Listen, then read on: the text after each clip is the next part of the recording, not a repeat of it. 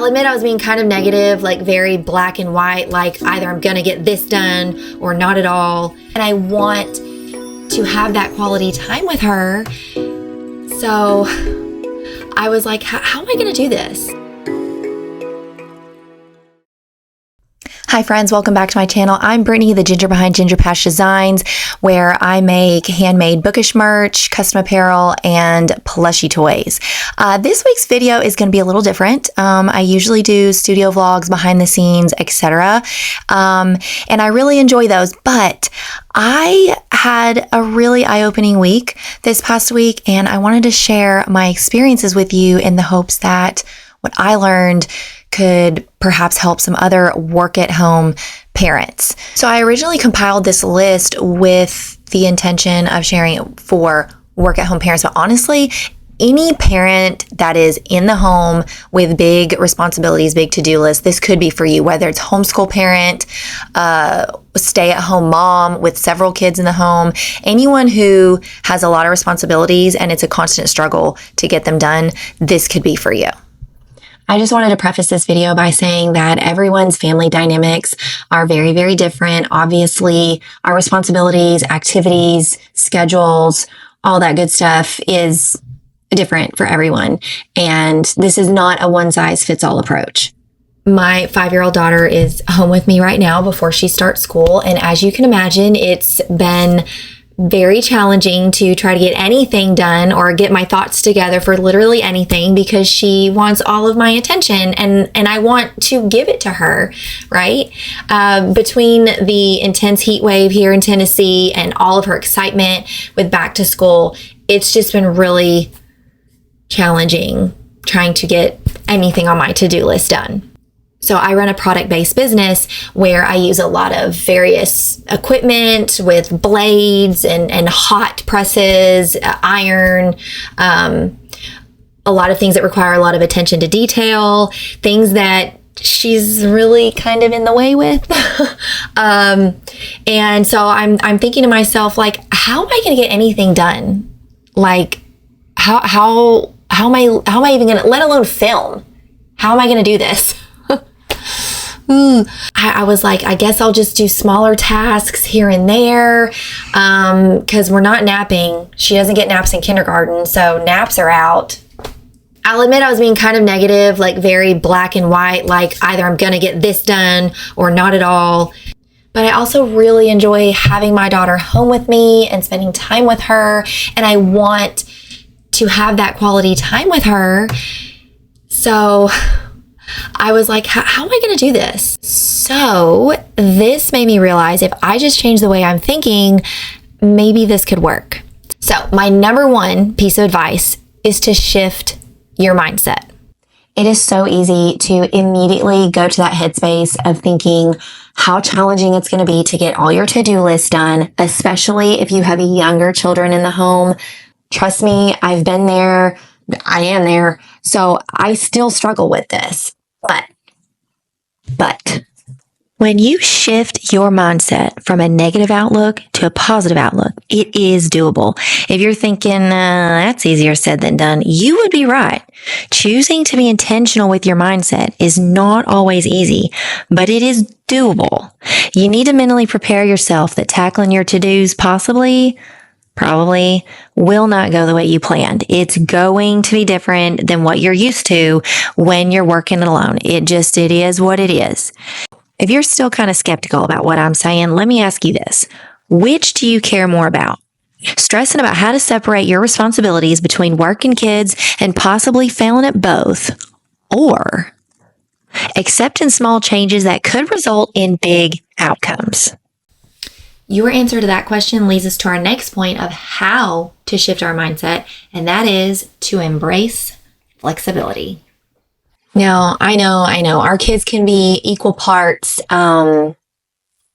frustratingly needy and loud and absolutely adorable, right? Kids are kids. They need so much of our attention. And if you're like me, the mom guilt is real. Trying to run a business and meet all of their needs, it can just be overwhelming. It is a lot. And I'm here to tell you, it doesn't have to be that stressful. Friends, I'm not trying to convince you that it's not going to be stressful, because that would not be the truth at all. But I am saying that it can be manageable. You'll have your good days and bad days. For example, the examples that I'm giving you about the experiences with my daughter and I were last week. Yesterday, I was like, it went so well, and I was like, I'm just going to do this again. No. The week of no naps and adjusting to a new routine and schedule, I guess, just came to a head, and I got 1 hour of work done. I did get some listings and computer work done when she was at the library, but 1 hour. I was like, okay. Now today, she's in the other room. I don't know if you can hear her, but she's bebopping around, playing with her ponies and her playlist. Hopefully YouTube doesn't pick up the music playlist that she's playing and I get copyright infringement. Speaking of struggling, if it seems like this video is kind of choppy in the beginning, it's because in real time, it's already been like 30 minutes because my daughter keeps calling my name. When we switch our mindset from impossible to doable, we have to make our responsibilities work for us versus us working for our responsibilities. Mindset. For example, I said my daughter's home with me before she starts school, and I want to spend quality time with her, and I need to get work done. I don't want her to feel like a burden at all. So I decided the first half of the day would be for her. We would do things that she wanted to do. Mommy, are you almost done there? Yeah, baby, we're going to leave soon, okay?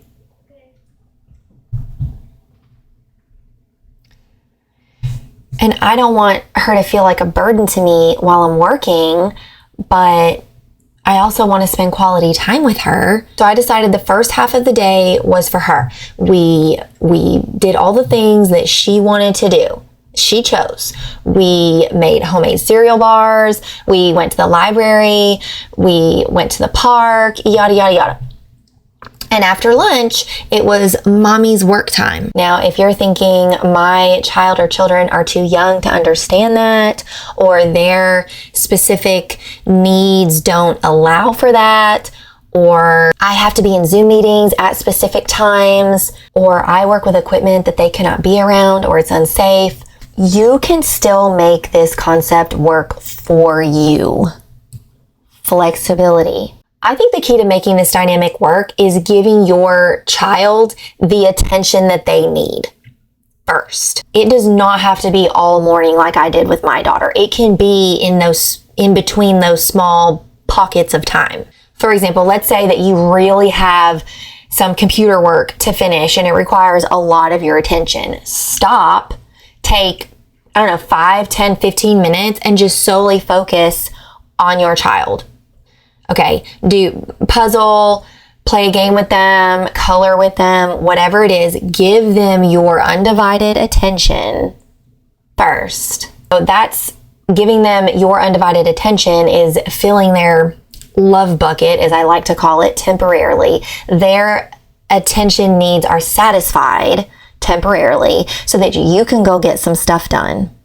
I think the number one way that this works really, really well is explaining to your child why you both need to do it this way. Because you need to get work done, but you also want to make them feel seen and important and spend time with them because you love them. This past week, I would tell my daughter in the morning a rough outline of what our day together would look like. We would go to the library, we would go to the park, we'd go to the car wash. She loves going through the car wash. She calls it a truck shower. She likes to tell me when my truck needs a shower. But then after lunch, I really had to get some work done. Now, she could come in there, depending on what it is, she could come in there with me. She could go play in her room. I would set up some paint for her. She could listen to her music. But mommy had to get work done. She immediately wanted to help, which is great, but That presents another potential stumbling block that we'll talk about in a minute. The bigger point here is that I made sure she understood that making time for what she wanted to do was important, because it is. But mommy's work is also very important, and we have to make time for that as well. Learning to be flexible and creating that work-family balance can take practice, but it really can work quite nicely when you prioritize planning. Now, as parents, it can feel like all we do is make plans, right? Plan how to juggle the kids' activities, plan birthday parties. When are you going to do this? When are you going to fix that? And the dreaded, what's for supper? This is different. Prioritize how and when you're going to give your child attention while still getting them where they need to be and completing your tasks that you need to get done. This might sound like nothing new to you, but let me explain further. Give me just a second. Try planning your less focused tasks when they're with you. More attention to detail or equipment related tasks when they're occupied. When my daughter is playing outside in the sprinkler or having a play date, I can sit on the porch doing something that requires less thought, such as editing photos, making a graphic, or crocheting plushies. If your child has ball practice, a doctor appointment, you're waiting in the car line at school, these are all small pockets of time that can actually add up to making a huge dent in your workload. I'm saving those more repetitive or easier, lesser tasks for when I don't have to focus or can do them on the go. Whereas when I'm home inside and my daughter is engrossed in playing with her little ponies in the next room, I'll be sewing at my machine, ironing out fabric for card slots, cutting stickers with my Cricut, and so on. I'm utilizing the time when she's occupied to use my machines that I can't take with me on the go. So when I was a teacher, especially when I taught fourth grade and even then on into seventh, I would find something for that really sweet, helpful student to do for me. It could be simply taking a folder to this teacher or alphabetizing this stack of papers if they could do that, or, cutting out this particular activity for us to do. I would find something, and most of the time it wasn't really anything I needed them to do. Sometimes said student was just overly helpful, or they needed some behavioral redirection. And then oftentimes it was just a child who needed to be seen and valued. A lot of times I would literally just make something up for them to do in my classroom to give them some kind of sense of purpose and made them feel important. I wanted them to feel like they had a place in our classroom, and giving children jobs, even if it's to you seems like busy work, if they're eager to do it, they want to help, and it makes them feel valued. It is so easy to get caught up in the ever-present sense of urgency, right? Like, we have to get this done now. We've got deadlines. It's just, I don't have time to deal with you right now because I have more important things to do. But we have to remind ourselves of creating that sense of importance and being needed for children versus being a pain in the rear end that just gets brushed to the side. By including our kids in work that is important to us, they will then in turn feel important, like they are an important piece of a bigger picture, a bigger part of the family that's getting work done for the family. Which leads us to my week working in the shop on my new product, the dog and cat magnetic bookmarks. She would put them like on the display cards, and she was absolutely chipper about it. Okay, you see how these ones are on the side and these ones are on the top? Okay, so you're going to put these ones, you're going to open it up, okay, and then you're going to put that on the side like that. Okay, so that's how that one goes. That's cute. Yeah. Can you think I it's do? cute? Yeah. Yeah, you hold that. Now that one, that. see how this one's on the top? So you're going to put this one and see how it just clicks? Can I do it for myself? Oh yeah, please do. Okay. All right, here. Here's your stack of cards. So this kind goes this way. I know how to do it. Okay. That goes on top side. Yeah. Top side.